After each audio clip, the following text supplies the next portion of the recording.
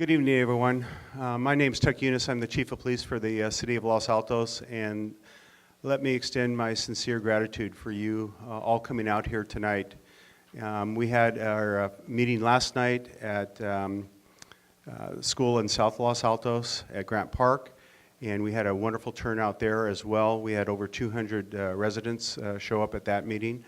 Great response, and we had a great program. We're going to have an identical program tonight, and we're going to talk about a variety of issues that are occurring in our town, primarily the burglary issues that are taking place. But before I get into the program, I want to make some introductions of some people that are here tonight. We have our mayor for the City of Los Altos, Mayor Jan Pepper, and Mayor Pepper is going to come up in just a little bit to give a welcome also. We have our panel behind me. Detective Sergeant Mark Batista, he's in charge of our detective division. We have Detective Chris Tucker, he is our property crimes detective. We have Sergeant Scott Bunch, he's our traffic commander. It seems that we always have traffic issues in the City of Los Altos, so we brought him along, even though we're not going to be discussing that. He's available throughout the program if any questions do come up, and also after the program to discuss any traffic issues that we may have. Detective Jessica Vernon, she's our persons crimes detective, assaults, batteries, domestic violence, sexual assaults, and things of that nature. And Officer Josh Cottrell, who's our crime prevention community service officer, also our code enforcement officer, familiar face to many of you if you're in the Neighborhood Watch program, the Block Captain program, National Night Out. He's the one who is responsible for running all of those events for the city. In the back, we have Agent Ryan Burke, who's our on-duty watch commander tonight. He may have to run out, but I just wanted to introduce him. He's on our patrol team for our night team right now. If I could ask Mayor Pepper to come up and make some comments before we start. Just wanted to welcome everyone here and thank you all for coming and being so concerned about our community. And hopefully if we work together through Neighborhood Watch and through the Block Captain program that we can make this a safe city and have this continue to be a wonderful place to live. So thank you very much for your participation and interest tonight. Thank you, Mayor. I appreciate that very much. Before we get started with the program, I'd like to see a show of hands of how many people in the audience are victims of burglary this last year. If you feel comfortable raising your hands. We have a few. We had several last night at the meeting last night. Let me, as the Chief of Police for the City of Los Altos, offer my sincere apology for you being victims of crimes in this city.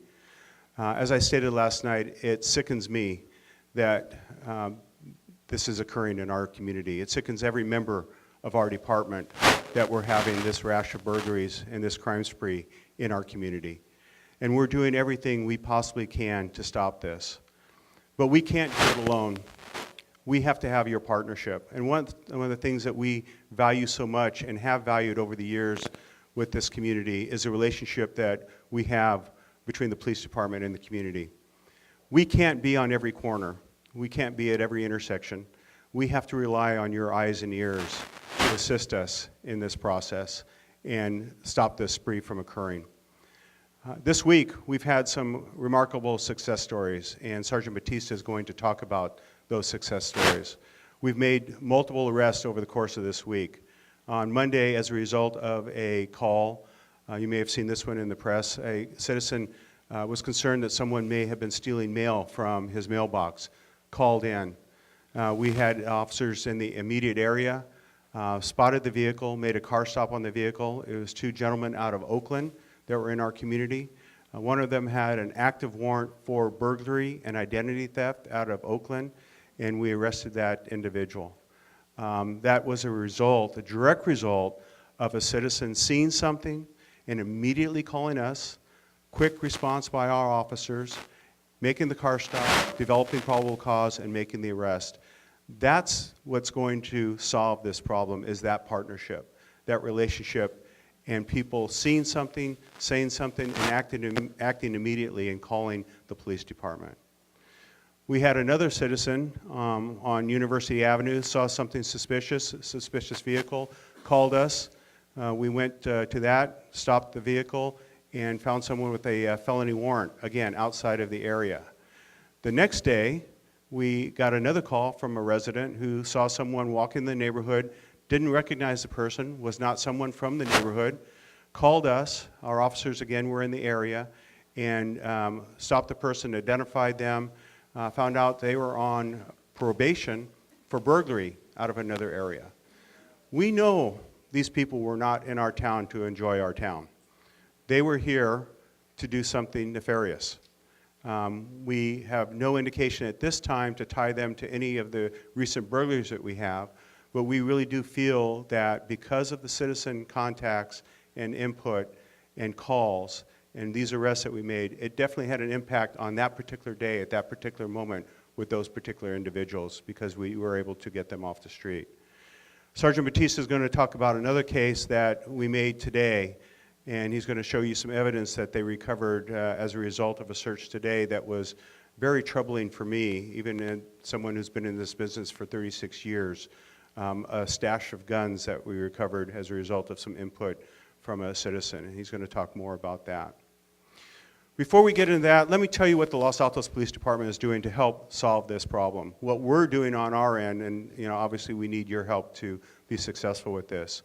We've increased our patrols in the area. We brought in extra officers. We brought in officers to specifically target those areas of our community that are being hit by these burglaries. And the burglaries are pretty much evenly spread between North Los Altos and South Los Altos. Both January and February. January was a even spread, a little bit more in South Los Altos in February, but pretty much evenly spread. So our officers, our extra staff, are focusing on those particular areas. Uniform marked patrol cars to serve as a deterrent. We also have plainclothes officers and unmarked cars that are driving around the area. Also have officers on bicycles in the neighborhoods. You'd be surprised how nice it is to roll up on a suspect. They have no idea that a police officer's on a bicycle rolling up to them. We've been very successful in making arrests, not related to these burglaries, but having our bicycle unit out there as well. We also belong to a regional task force, and we've brought people in from that regional task force who are specifically trained to deal with things of this nature and crimes of this nature. And they are helping us and assisting us in this fight as well. So we have our license plate reader car out, gathering license plate information, potential suspects in the areas, and we're analyzing that data. Also, really importantly, we're working with our partners, our adjacent neighbors, because they're experiencing the same type of activity. In fact, one of the days where we had 3 burglaries, the Mountain View and Sunnyvale got hit those same days. Very close proximity to our border. So we're not alone in this fight, and our police departments are sharing information, they're working collaboratively, and they're working on dealing with these issues on a regional aspect, not just in our borders, but all over Santa Clara County, all over the Bay Area. I recently went to a California Police Chiefs Conference, and I talked to my peers all across the state, primarily in the Bay Area though, and we're not alone in this process, in this project. All the cities are experiencing a spike in property crimes. Overall, as your police chief, I do want you to know that we are still a safe community. In 2014, our crime did go down overall compared to 2013. The property crimes did go down because our general thefts went down.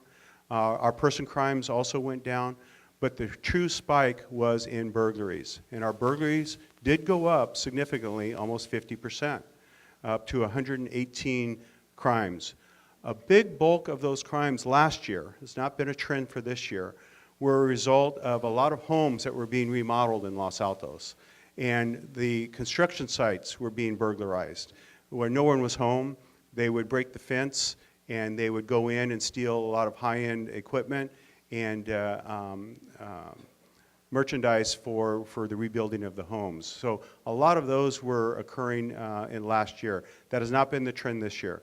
The trend this year has been residential burglaries, and Sergeant Batista is going to talk about that. The program today is Sergeant Batista is going to talk an overview, and then we're going to open it up for questions for Mark and I. And then after the questions, would like for you to wait until Mark finishes his program for the questions. We'll answer those questions, and then we're going to have Josh Cottrell come up and talk about some crime prevention tips, our Neighborhood Watch program, which is a great program and a very robust program that we have here in Los Altos. That program is a big, we have to pay tribute to that program because they're a big reason for our success in keeping this community safe. And then I'm going to invite Sherry Dotsworth, a community member who's running a emergency preparedness program, volunteer grassroots program for the City of Los Altos, and talk about our partnership with her and her program in trying to get you involved in that program as well. So that's how we're going to do the evening. There is news media here. There was a lot of coverage from last night's event, but please feel free to ask any questions that you have. Again, traffic is also on the table. We have Sergeant Bunch. So I'll go ahead and proceed with the program. Sergeant Batista. So some things that we're going to discuss are the current crime trends that we're seeing here in Los Altos, what we're doing to combat these crime trends. I'll give you some updates on some of the recent cases we've been working, maybe have some new developments for you, and Josh will educate and inform you guys on how you can protect your home. So our detective unit, which we call the Investigative Services Division, is comprised of myself, Detective Chris Tucker, and Detective Jessica Vernon. We investigate property crimes and person crimes. And property crimes is burglary, theft, and fraud, both residential, commercial, and your financial crimes, identity theft. Person crimes are assaults, domestic violence, and child abuse. Your sexual-related crimes, robbery, homicide, and we also investigate any missing persons. So we'll start off with some numbers, some statistics. This is from the Uniform Crime Report. These are the national statistics. This is what gets reported to the Department of Justice, and then they compile stats for every city in the nation. This is 2008 through 2014, and we'll focus on 2013 to 2014, the percent change. As the chief mentioned, we had a 49% increase in burglaries.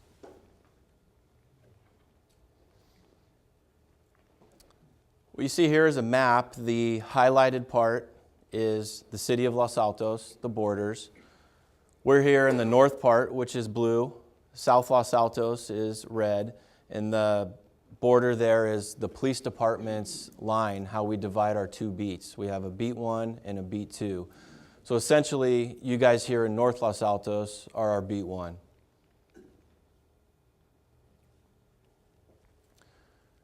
So continuing with some burglary numbers, we have the dark blue here is January 1st through the end of February 2015. The lighter color is the same dates, January 1st through February 2014. So you can see the year-to-date comparison. Now these numbers are from crimereports.com. It's a website, a web-based service that we use to compile statistics. So you can see here, beat 1, North Los Altos on the bottom, is up to 17 through February. South Los Altos had 19. High numbers, pretty evenly distributed, compared with last year, 8 and 14. Now, it's important to note that these numbers are incidents, and that's how the call first comes out or is dispatched. It's pulled from our computer system, so whatever's entered there is how it gets classified by incident type. When the officers respond, they might discover that it's actually something different or a report wasn't taken based on the circumstances. However, that number is still reflected here. This is kind of an interesting graph. It's burglaries per day of the week. So the top two are Wednesday and Friday, each have 9. Once again, the dark blue is this year, the lighter color is last year. We have 9 for Wednesday and Friday. Thursday and Saturday, next with 5. Then 4 on Tuesday, 3 on Sunday, 1 on Monday. Those numbers reflect when the crime is reported. So in some instances, the crime could have been the day before, or if somebody was on vacation for a week time frame they get back. It's the day that they reported it.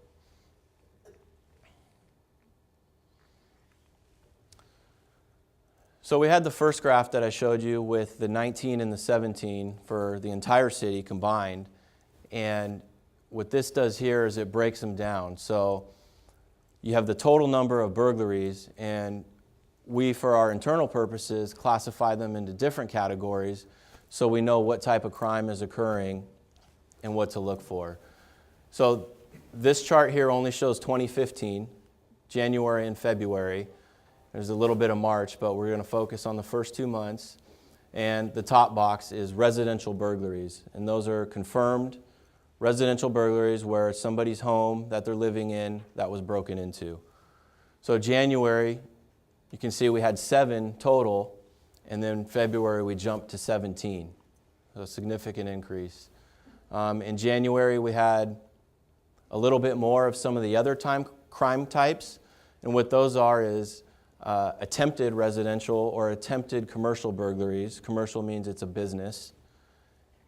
We have a residential burglary where it was the garage only, because we do get several of those. It's where somebody leaves their garage door open and then somebody walks in and steals a bicycle, tools, or just items in that garage without actually entering the home.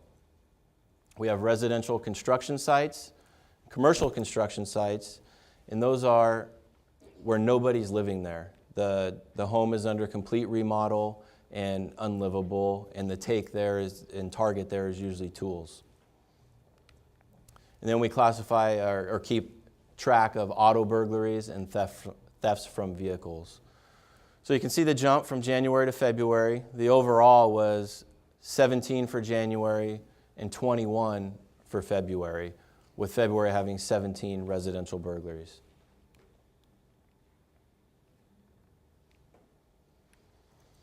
Some of the current trends and methods we're seeing from the suspects, it's kind of all across the board. They've all kind of, I don't know if they communicate, but they figure out ways to get in, and they use some of the same methods. So we have daytime versus nighttime.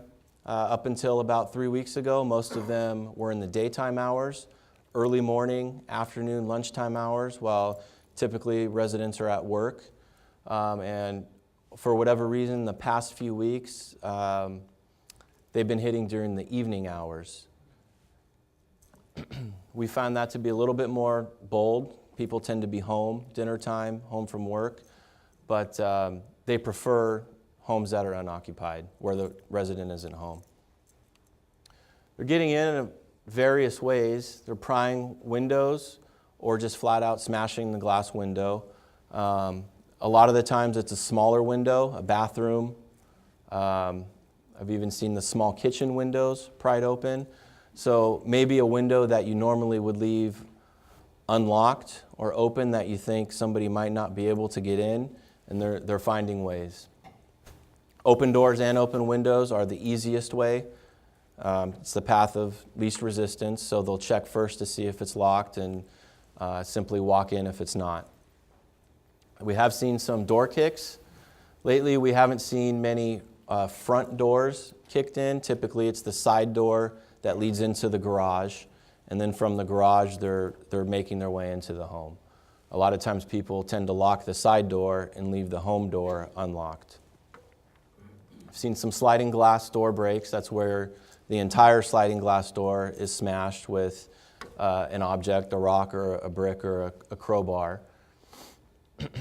And what's become real common, not just here in Los Altos, but our neighboring cities too, is the suspects tend to like to knock on the front door first.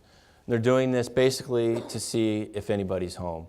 So they'll check, they'll knock a few times, wait, maybe knock again. If there's no answer, they don't hear anything inside, they're going around back and then getting in via one of these other methods. If somebody is home and answers the door or yells out, they tend to make up a story, and usually it doesn't fit. Something asking for directions to use the phone, something that we would find suspicious. As for ransacking, there's been several of these. A ransack is where they basically for lack of a better term, trash your home, open all your drawers, take the stuff down from the shelves in your closet, dump it out, and leave your home in disarray. We understand this is frustrating for you guys to find and see your home like that. And we're finding that, they can do this in a very quick amount of time. A lot of homeowners have asked us and told us that they think these people are in their house for a long time because they've trashed the whole thing and gone through everything, when in reality we find they can do it very quickly in a matter of minutes. As for the type of property that's being taken, they're being somewhat selective. About a year ago and 2 years ago, it was all electronics, tablets, cell phones, Apple products, MacBooks, things of that nature. Lately, that's changed, and they're actually bypassing those products. I think they've learned that a lot of them have tracking software installed and can be tracked later on down the road. So they're going for quick things that they can either keep or get rid of quickly, and that is cash and jewelry.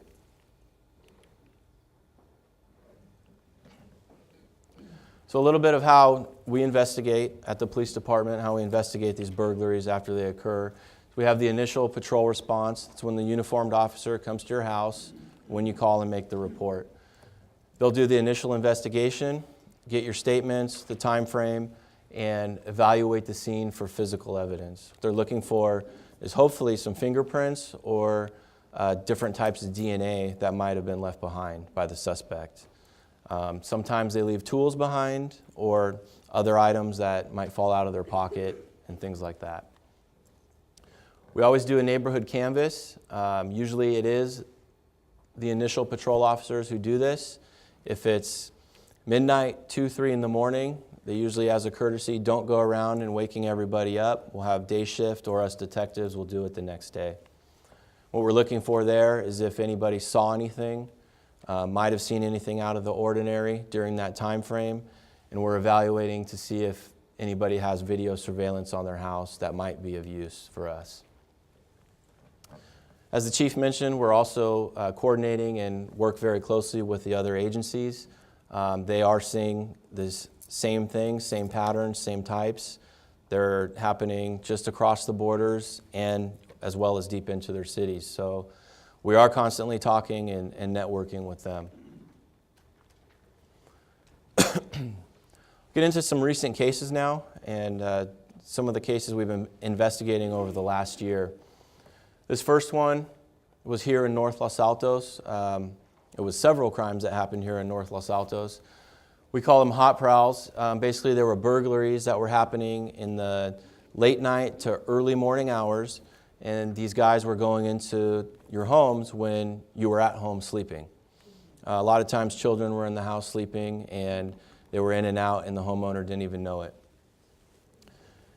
Became alarming to us because of the bold nature, and their confidence grew. It started out by going into unlocked vehicles in the driveway, getting items out of the cars that they wanted to take.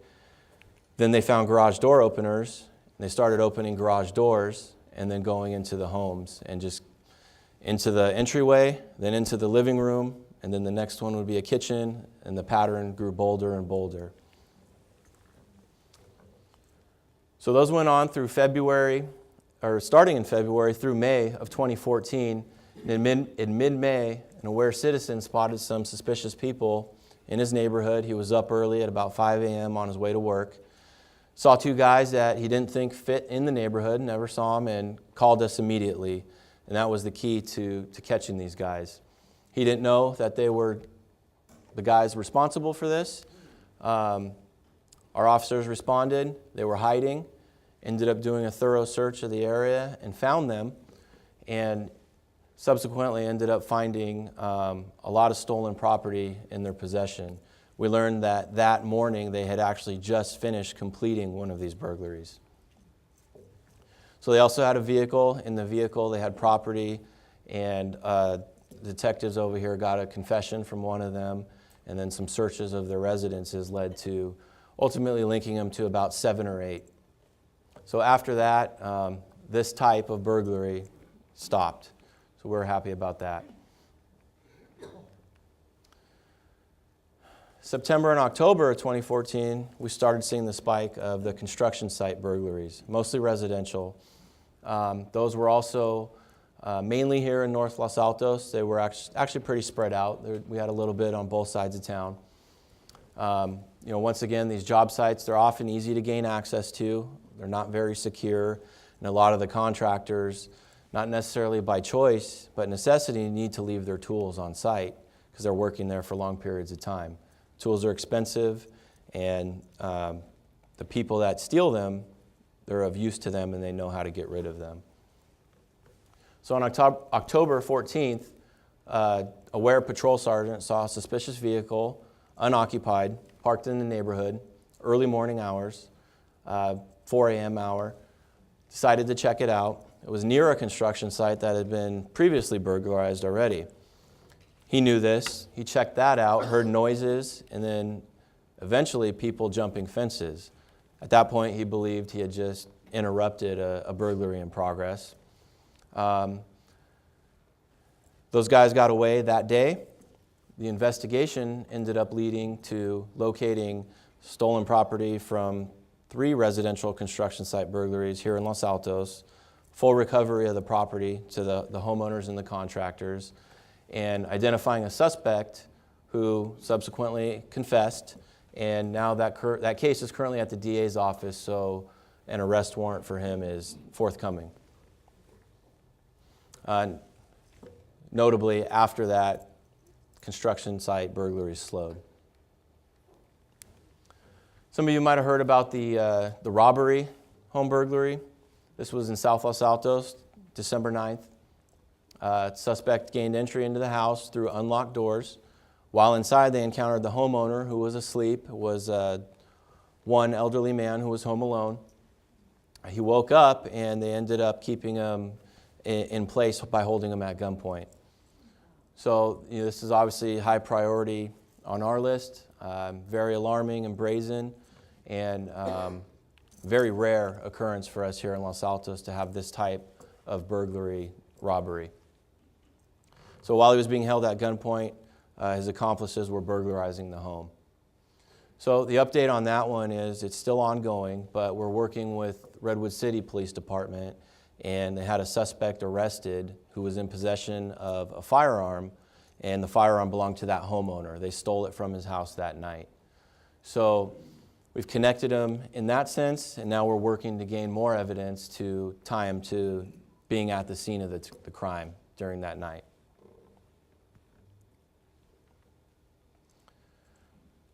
February 18th this year, we saw on that night is when the chief mentioned we had 2 confirmed residential burglaries, 1 attempt, and then Mountain View and Sunnyvale also had several right across our borders. It was the same time frame, same sort of MO, so we believe that they were related. The update with that one was Sunnyvale ended up catching somebody in the neighborhood after their burglary occurred. That suspect had property from their burglary on him, so they arrested him. And we're currently all working together, us, Sunnyvale, and Mountain View, to try to tie him and his friends, because we know he wasn't alone, to our burglaries. The way this works is it takes time, is we have to wait for search warrants and phone records and a lot of other information that once we request it, it's incumbent upon the person we serve it to give it to us, and unfortunately it takes time.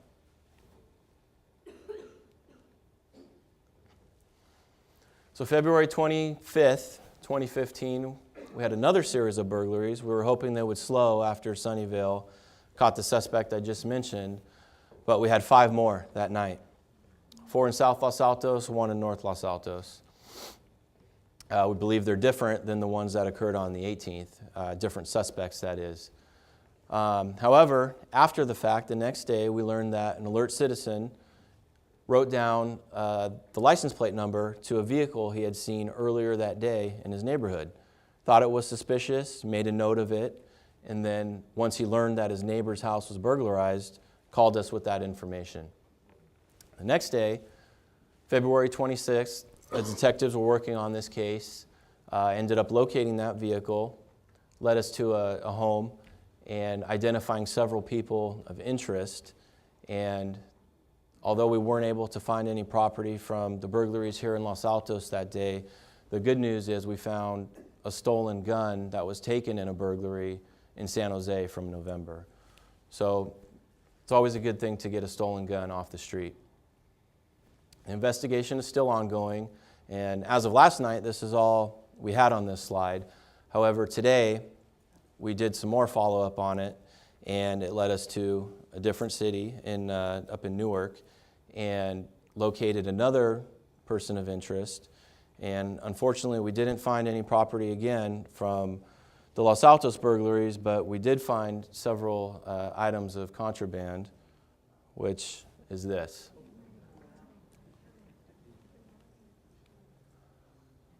So he happened to be on probation, so he had a search clause, which means he's allowed to be searched by police at any time. And this is what he had in his home. That's cocaine, and a handgun that he basically had on his person, readily available to him, loaded. That's an assault rifle made to look like an AK-47, shotgun, and 2 more rifles. And that is a silencer that he made for one of his rifles. So, ammunition also. So it's just to give you an idea of the type of people that, pass through here and what we're dealing with.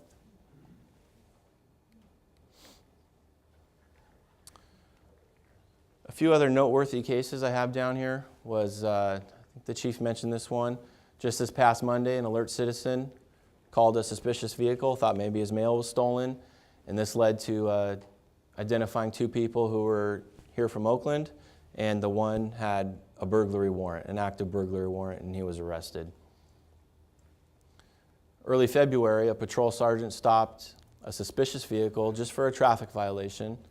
It's 2 female occupants, both on probation, out of San Jose, ended up being in a stolen vehicle and had just stolen mail from residents here in Los Altos. Also possessed mail from residents in Sunnyvale, all the way down south to San Jose, and had the personal identifying information of about 40 victims on their person. Both arrested and booked into jail. Early November, we had 3 high-end bicycles taken from a local tech business. That company fortunately had great video surveillance on their campus, and they provided that to us. Detectives were able to tie that into identifying the 2 subjects who stole the bicycles, ultimately gained a confession and arrested them. I chose these 3 cases because the first one is an example of an alert citizen calling us immediately and showing how that's the important thing for us to get out there as soon as possible and contact these people. Second one was an alert officer being proactive while on patrol. And the third one shows the importance that video surveillance plays after the fact. So a little bit about what we're doing now to combat these burglaries. As the chief mentioned, this is a start here with the meeting, the community outreach. We want to make you guys aware of what's going on. We do follow all potential leads. Any call we get, any tip we get from the public or another agency, we do look into it. And with that being said, no matter, if you're thinking about calling, if you think you might have saw something, we hope that you do call, because you never know, it could be important. We are seeking additional information on all these cases with search warrants. There's a process for that. We have to follow the law and the Constitution with that, and that's where after we do our part, it takes a little bit of time to get the information that we're seeking back. We work closely with the Santa Clara County Crime Lab to identify suspects via evidence, fingerprints, DNA, and that sort of thing, when it's applicable. They have a set of criteria that they require, and unfortunately, a lot of the times, these guys wear gloves, so fingerprints sometimes aren't there. We're also working and communicating with each other to try to identify any trends and respond proactively to that. That's what's going on now. We have extra officers on patrol, both in uniform and plainclothes, marked cars and unmarked cars, and targeting specific areas that we feel have been targeted by burglars more. This is a screenshot of the homepage for crimereports.com. I mentioned it earlier. It's a web-based service we used. It pulls directly from our computer system, pulls every call, every statistic that you could want to see that's related to the police department and crime related. So what you need to do if you're not familiar with this is you log on or go to crimereports.com and you create an account. Once you have an account, you can go in and see what's going on here in Los Altos. You can even set the field anywhere in the world, or the country, really. You can see what's going on around us in Mountain View and Greater Bay Area. You can also submit a tip at the top right, and now you can register your camera, which I'll be talking about here shortly. So the citizen camera registration, it's a new feature for crimereports.com. They just rolled it out, and we're hoping that it becomes a useful tool for us. For that to happen, you guys need to use it.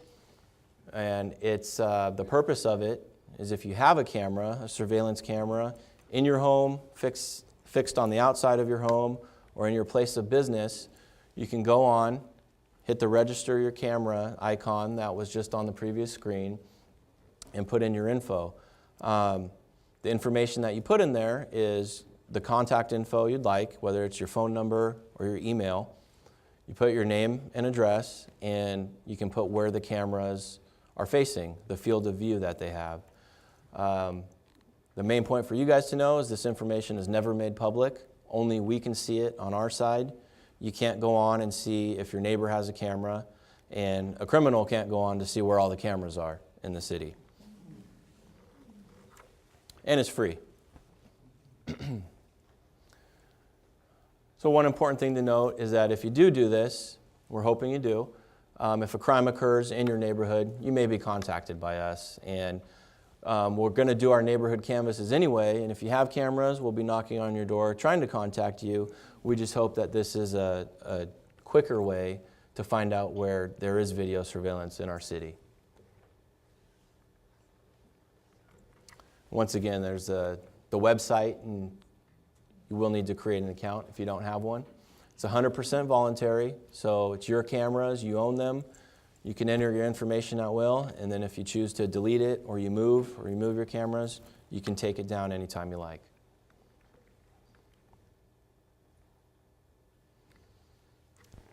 The next service here is Nixle. If you haven't heard of Nixle, it's another web-based or app service that we use. What you can do is text your zip code to 888-777, and you'll receive alerts from the police department. You can also set parameters on how you'd like to receive alerts and what type of alerts you would like to receive. Just some examples of what you may get are press releases for arrests that we put out from the police department, traffic advisories, if a road's closed, if a weather-related incident has happened and affected the roads, missing person bulletins, and then general public safety messages and alerts. You'll get these to your smartphone via text message.